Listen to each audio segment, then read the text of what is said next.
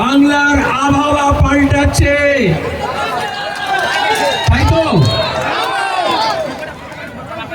আমি নিজে গর্বিত। এই রায়গঞ্জ কেন্দ্র থেকে আপনারা যখন আমাকে এমপি বানিয়েছিলেন, গোকুলদার মনে আছে, 7টা বিধানসভার মধ্যে সবচেয়ে বেশি ভোটে জিতিয়েছিল করণদিঘি। সে কথা আমরা কখনো ভুলতে পারি না। তাহলে কি হবে? এবারে বামপন্থীরা জিতবে রাজ্য বিধানসভায়, কিন্তু আমি চাই সবচেয়ে বেশি ভোটে করণদিঘি থেকে জিত হবে তো? কারণ এই বাংলার মানুষ করণদিঘি থেকে শিক্ষা নিক। মুসলমান, রাজবংশী, আদিবাসী, তপশিলি, নমশূদ্র, উদ্বাস্ত, বর্ণ হিন্দু সবাই যদি এক কাট্টা হয়, তাহলে নতুন ইতিহাস লেখা যায়। আর সেই ইতিহাস লেখার আপনারা কারিগর। কিছুদিন আগে লোকে বলতো লাল ঝান্ডাকে ভোট দিয়ে কি হবে, আর এখন দেখবেন প্রেস কনফারেন্স করলে মিডিয়া জিজ্ঞেস করে আপনারা জিতলে কি করবেন। প্রশ্ন পাল্টে গেছে, উত্তরও পাল্টে গেছে। আমরা বলেছি প্রথম কাজ করব এই বাংলায় শান্তি ফিরিয়ে আনবো, অশান্তির শক্তিকে দূর করব, হিন্দু মুসলমানের ঐক্যকে দৃঢ় করব, সাম্প্রদায়িক শক্তিকে ঝেঁটিয়ে বাংলার বাইরে পাঠাবো। আর এখানকার মানুষ যাতে আবার আগের মতো, সেই পুরনো গান ছিল না, আগে কি সুন্দর দিন কাটাইতাম, প্রতিদিন দাঙ্গা হাঙ্গামা হচ্ছে, আমাদের মা বোনদের ইজ্জত দিয়ে খেলা হচ্ছে। এখানে কলকারখানা নেই, বেকার ছেলেমেয়েরা কাজ পাচ্ছে না, অন্য রাজ্যে যাচ্ছে পরিযায়ী শ্রমিক হিসেবে। আর সেখানে ভাষার নামে, ধর্মের নামে, পোশাকের নামে, খোরাকের নামে তাদের উপর জুলুম করা হচ্ছে। আর এখানে তৃণমূল কি বলছিল যে তৃণমূল আসলে বিজেপিকে আটকাবে। আচ্ছা, যখন কংগ্রেসের সরকার ছিল রাজ্যে, যখন বামফ্রন্টের সরকার ছিল, তখন এই বিজেপি ছিল, এই আরএসএস ছিল, তাহলে কোত্থেকে এলো? মমতা ব্যানার্জি খাল কেটে কুমির আনার মতো করে বিজেপিকে নিয়ে এসছেন। তাই এবার যখন বিদায় করতে হবে, মমতা মোদি দুটোকেই একসঙ্গে বিদায় করতে হবে, কারণ একে অপরের পরিপূরক। কেউ কেউ বলে এরা দিল্লিতে সরকার আছে, এরা কলকাতায় সরকার আছে, আপনারা বামপন্থীরা লাল ঝান্ডা কি দুটো বড় বড় দলকে হারাতে পারবেন? আমরা বলি এই বাংলার মানুষ ইংরেজকে তাড়িয়েছিল। যে ইংরেজের বলতো সাম্রাজ্যের সূর্য অস্ত যায় না, অহিংস পথে সহিংস পথে লড়াই হয়েছে। আমরা এখানে বামপন্থীরা বলেছিলাম লাঙল যার জমি তার, যেমন কথা তেমন কাজ। অপারেশন বর্তা করে ভূমিহীন মানুষকে, কৃষককে আমরা জমি দিয়েছি। আর এখন বলছি জাল যার জল তার, তাহলে দিঘি, পুকুর, নদী, নালা এই বিজেপি তৃণমূল সব দখল করে নিচ্ছে। যারা মাছ ধরে তারা কাজ পাচ্ছে না, যারা কাপড় বন্ধ তাঁতি তাদের অবস্থা খারাপ, কৃষক ফসলের দাম পাচ্ছে না, সারের দাম বেড়ে গেছে, বীজের দাম বেড়ে গেছে, ডিজেলের দাম বেড়ে গেছে, কিন্তু সে যে ফসল তৈরি করছে তার দাম পাচ্ছে না। সিপিআইএম বলছে বামপন্থীরা জিতলে একটা ফসল উৎপন্ন করতে কৃষকের যত খরচ হয় তার 1.5 গুণ দাম আমরা দেব প্রথম বছর থেকে। কারণ আদানি আম্বানির রাজ শেষ করে কৃষকদের রাজ হবে। লাল ঝান্ডা মানে তাই। এই জন্য আমাদের প্রতীকে দেখবেন সবচেয়ে বড় করে কাস্তে আছে। কাস্তেটা কার হাতিয়ার? কৃষকের, চাষির। সলিল চৌধুরী একটা পুরনো গান ছিল, হে সমালো ধান হে, কাস্তেটা দাও শান হে। যারা মনে করেছিল কাস্তেটা একটু পুরনো হয়ে গেছে, মরচে ধরে গেছে, তাহলে আমরা বলবো কাস্তেটাকে একটু ভালো করে শান দিয়ে দেবেন, তাতে ধানও দাম পাওয়া যাবে, মানও বাড়বে। আর যারা বাংলার শত্রুতা করছে, দেশের মানুষের শত্রুতা করছে, কৃষক মজুরের শত্রুতা করছে, তারাও সাবধান হবে। আর হাতুড়ি আছে সঙ্গে, একজন মজুর সে ইট গেঁথে বাড়ি তৈরি করুক, সে একটা সাইকেলের চাকা মেরামত করুক, কয়লা খনিতে কাজ করুক, আর কারখানায় কাজ করুক, হাতে হাতিয়ার যদি হাতুড়ি না থাকে তাহলে তার শ্রম কোনো কাজ দেয় না। আর এই জন্য খেটে খাওয়া মানুষের হাতিয়ার হচ্ছে কাস্তে আর হাতুড়ি, এই দুটোকে মজবুত করতে হবে। আমরা অনেক দিন পরে অনেক ভেবে চিন্তে বাম ফ্রন্টে আলোচনা করে, এবং আমি গোকুলদাকে ধন্যবাদ জানাবো, এখানে করণদিঘিতে বরাবর ফরওয়ার্ড ব্লক দ্বারা তো বাম ফ্রন্টের তরফ থেকে আমরা অনেক দিন পরে বাম ফ্রন্টের তরফ থেকে সিপিআইএম এর কাস্তে হাতুড়ি তারা চিহ্নে এখানে প্রার্থী দাঁড় করিয়েছি। আপনারাই চেয়েছিলেন, আর আমরা অনেক ভেবে চিনতে হাজী শাহাবুদ্দিন ভাইকে এখানে প্রার্থী করেছি।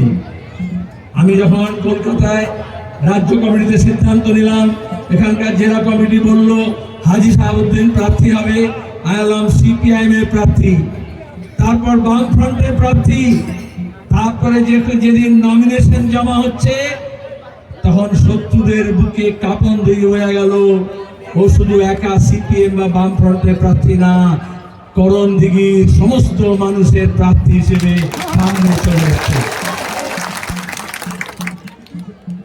আমাদের বেকার ছেলে মেয়েদের হাতে কাজ দিতে হবে, তাদের মেধা বুদ্ধি শিক্ষা দক্ষতা আমাদের এই রাজ্যকে গড়ে তুলবে। আমাদের নদীগুলোকে বাঁচাতে হবে, আমাদের বাঁধগুলোকে বাঁচাতে হবে, বন্যা রোধ করতে হবে, পানীয় জলের ব্যবস্থা করতে হবে। আর এই করণদিঘিকে আবার নতুন করে সাজাতে হবে। আপনারা জানেন, আমি যখন এমপি হয়েছিলাম, এখান থেকে পার্লামেন্ট পর্যন্ত আপনারা সবাই লড়াই করে তবে আমরা এই ডালখোলা বাইপাস আর এই 4 লেনিং কেড়ে নিয়ে এসেছিলাম, কিন্তু এখনো ভেতরে বোতলবাড়ি থেকে যে রাস্তা ঢুকি আমরা বেঙ্গল টু বেঙ্গল রাস্তা, তার অবস্থা ভালো না। তাহলে ওই রাস্তাটাকে ভালো করতে হবে, ব্রিজগুলোকে নির্মাণ করতে হবে, ভালো করতে হবে। যারা মানুষের সঙ্গে মানুষের ব্রিজ ভেঙে দেয় তারা কখনো রাস্তার ব্রিজ বানাতে পারে না। আমরা যেরকম হিন্দু মুসলমান রাজবংশী আদিবাসী তপশিলি তাদের মধ্যে পুল তৈরি করি, সাঁকো তৈরি করি, এরকম একটা এলাকা থেকে আর একটা এলাকা, নদীর এক পার থেকে আর এক পার আমরা জুড়ে ব্রিজ তৈরি করব। এই যে বিদ্যুতের দাম বাড়ছে, আমরা বলেছি আমরা সরকারে আসলে প্রথম 100 ইউনিট মাফ করব, কোনো বিল দিতে হবে না। আর পরের 100 ইউনিট হাফ করব। কিন্তু এই মাফ করা হাফ করা তখনই হবে যখন আপনারা করণদিঘি থেকে বিজেপি আর তৃণমূলকে সাফ করে দেবেন। একটা চোর জোচ্চর মস্তান গুন্ডা ইটাহার থেকে তুলে নিয়ে এসে মমতা ব্যানার্জি প্রথমে হেমতাবাদের জেলা পরিষদে পাঠালেন, বন্দুক পিস্তল গুলি সিভিক পুলিশ মস্তানকে দিয়ে ভোট লুট করেছিল, আমরা ভুলিনি। তারপর করণদিঘিতে এসছে। এখানকার তৃণমূলের বন্ধুদের জন্য আমার মায়া হয়, যারা তৃণমূল করেছিল গৌতম পাল তাদেরকেও খেয়ে গিলে ফেলেছে, হজম করে দিয়েছে, তাই তো? এখন ও আর বউ জাল সার্টিফিকেট নিয়ে জেলা পরিষদে গিয়েছে। আমরা যেমন খাবার থেকে ভেজাল দূর করব, ভোটে জেতার পরে জেলা পরিষদ থেকে ভেজাল জেলা পরিষদ সভাপতিকে এখন বলছে বিজেপি তৃণমূলকে ঠেকাবে, তৃণমূল বিজেপিকে ঠেকাবে। এই শুভেন্দু অধিকারী এখন বিজেপির নেতা, তৃণমূলের নেতা ছিল, আর দায়িত্ব এখানে এসেছিল না?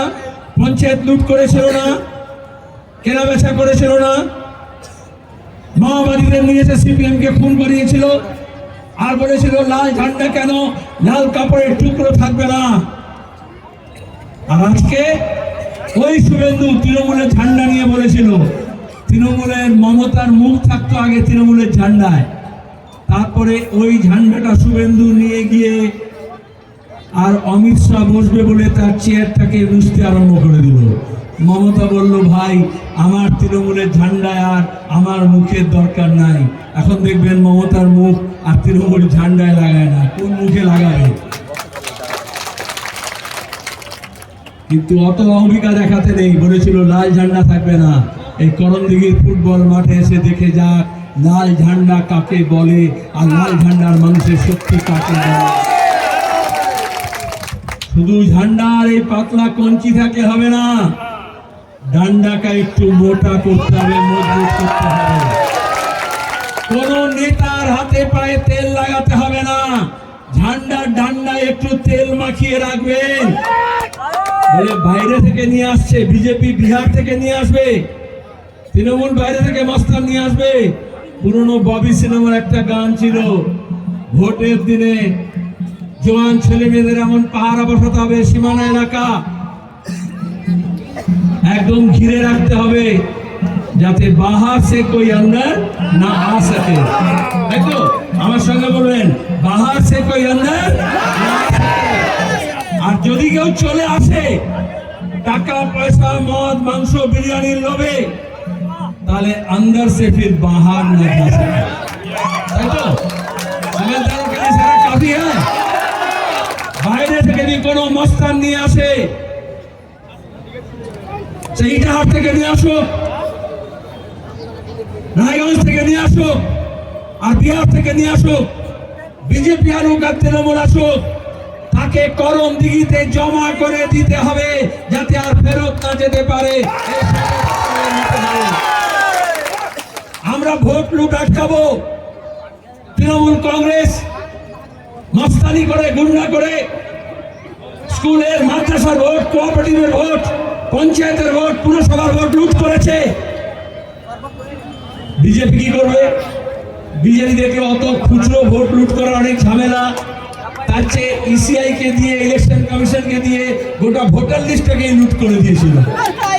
আমরা গিয়ে ধর্ণা দিয়েছিলাম, মুর্শিদাবাদে মুস্তারি বানুকে দিয়ে আমরা কোর্টে কেস করেছিলাম, এবং এখনো বলেছি, আজকেও সুপ্রিম কোর্টকে বলা হয়েছে ভোটের একদিন আগে পর্যন্ত যাদের নাম বাদ গেছে, যারা সার্টিফিকেট দিয়েছে বাপ ঠাকুরদার আমল থেকে এই মাটিতে জন্মেছে, এখানেই আছে, তাদের কারো নাম বাদ দেওয়া যাবে না। এসআইআর নামে ভোটার লিস্ট লুট করা যাবে না। যখন সিপিএম ছিল, বাম ফ্রন্ট ছিল, তখন কি ভোটার লিস্ট ছিল না? তখন কি রোহিঙ্গিয়া, বাংলাদেশি, জেহাদি এইসব নাম দিয়ে ভোট কাটার চেষ্টা করেছে? তাহলে এখন কেন করলো? কারণ নবান্নতে যদি চোরটা বসে যায়, তাহলে নির্বাচন কমিশন ও নির্যাতন কমিশন হয়ে যায়। এত বিজেপির হিম্মত কখনো ছিল না। মমতা যখন থেকে 14 তলায় বসেছে, বিজেপির হিম্মত বেড়েছে। তাই বাংলার মানুষ বলছে বিজেপিকে আটকাতে কোনো 56 ইঞ্চি না। বুঝতে পারছেন 56 ইঞ্চি কাকে বলে? কাকে বলে? অদ্ভুত কথা জানেন, এই মিডিয়াগুলো এরকম হয়, যেটা যা নয় সেটা প্রমাণ করে। যেমন বললো না 56 ইঞ্চি ছাতি, যেমন মমতা সবচেয়ে বড় চোর, বললো সততার প্রতীক। এইভাবে টাকাকে মিথ্যা খবর, সত্যকে মিথ্যা, মিথ্যাকে সত্য করে। আচ্ছা 56 ইঞ্চি ছাতি আপনাদের রসখায় কারণ আছে? রুদেলে আছে? ডালখোলায় আছে? কোন মানুষের ছাতি 56 ইঞ্চি হয়? আরে গন্ডারের হয়, হাতির হয়, কোন বুড়ো শুয়োরের হয়, কোন মানুষের 56 ইঞ্চি ছাতি হয় না। কিন্তু মিডিয়া লিখে দিল আর লোকে বিশ্বাস করলো। তখন বলেছিল তৃণমূলের এত গুন্ডামি, মস্তানি, লুট, ধর্ষণ, খুন, চুরি, তোলাবাজি, কালোবাজারি, কয়লা পাচার, গরু পাচার, বালি পাচার, তাহলে কি হবে? বলে 56 ইঞ্চি উঠবে।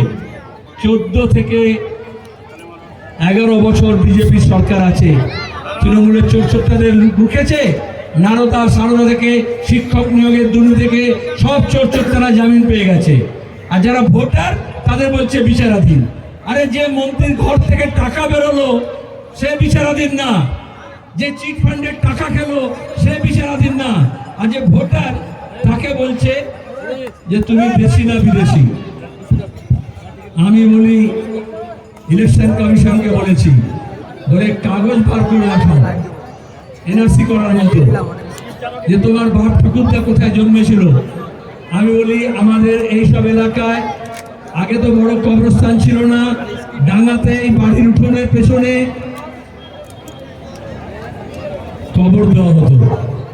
সেই কবর থেকে এক মুঠো মাটি বার করে যদি ডিএনএ করা হয় টেস্ট, তাহলে 14 পুরুষের ইতিহাস আমাদের এই বাংলার মাটিতে লেখা আছে। জ্ঞানেশ কুমারকে বলেছিলাম ওই জ্ঞান পাখিকে, আপনাদের বলবো যারা ভোটের অধিকার আছে তারা ভোট প্রয়োগ করবেন, যাদের ভোটাধিকার নেই তাদের নিয়ে আমরা লড়াই করব, কারণ ওটা গণতান্ত্রিক অধিকারের কথা, মানবাধিকারের কথা। এবং সিপিআইএম জিতলে প্রথম কাজ করবে যাদের ভোটার লিস্টের নাম অ্যাডজুডিকেশনে পাঠিয়েছে, আমরা সেই সব ভোটারদের আবার ভোটাধিকার ফেরত দেব। কারণ মমতা ব্যানার্জি বিজেপির সঙ্গে মিশে গিয়ে এই কাজটা করেছে। যেমন ওয়াকফের সময় করেছে, মনে আছে, বলেছিল ওয়াকফ নিয়ে কেউ কিছু করবেন না, তৃণমূলের নেতাদের বলেছিল যে আমার থেকে খারাপ হবে না যদি ওয়াকফ নিয়ে কেউ মিছিল করে। তারপরে চুপি সারে সব মোদির খতিয়ানে জমা করে দিয়েছে।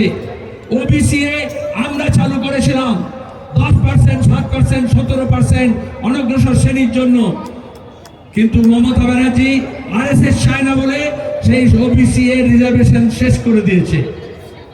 আর এখন এসআইআরও দেখেছেন, তাহলে আরএসএস যা চায় তৃণমূল তাই করেছে।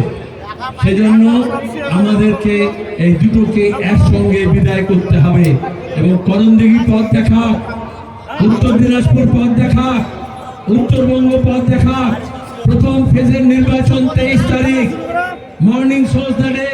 23 তারিখের ভোটে আপনারা এমন করে ভোট দেবেন যাতে 29 তারিখে যাদের ভোট আছে তারা বার্তা পেয়ে যায় যে লাল ঝান্ডা আসছে, বাংলায় বামপন্থার পুনরুত্থান হচ্ছে, বিজেপি এবং তৃণমূলকে দাঁড়িয়ে লাল ঝান্ডা আরো মজবুত হচ্ছে। 4 নম্বর বোতাম আছে, শেষ কথা এটা বলবো, তাই তো হাজী সাহাবুদ্দিনের নম্বর 4। এমন করে বোতাম টিপবেন সবাই বাউন্ডারি হাঁকাবেন, একটা করে বোতাম টিপবেন 4 নম্বরে। হাজী সাহাবুদ্দিন শুধু জিতবে না, বিজেপি আর তৃণমূল দুটোকে করণদিঘির বাউন্ডারির বাইরে করে দেবেন।